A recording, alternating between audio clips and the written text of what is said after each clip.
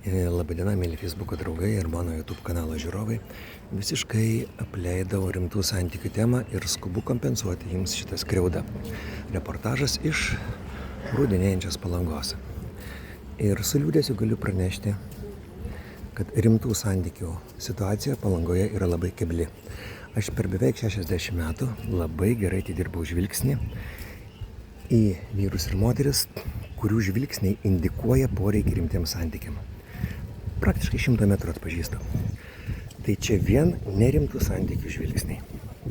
O va rimtų santykius pajūryje galima užmegzti nebent vyrų pliaže, maždaug 2 kilometrai nuo Palangos tilto į šiaurę.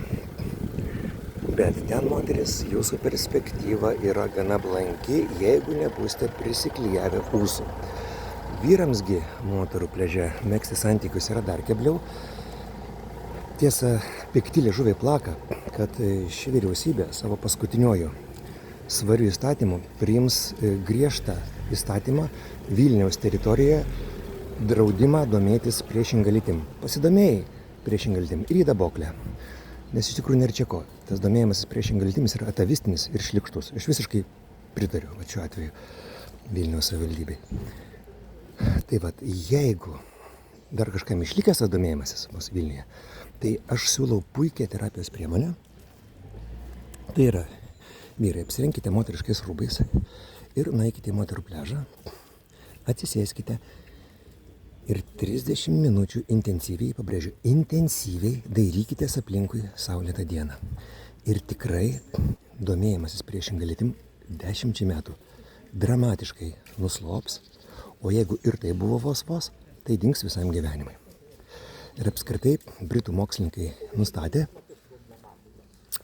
kad žmonijos geranoriškumą galima pasakyti pagal apsilankymą priešingos lyties pliaže.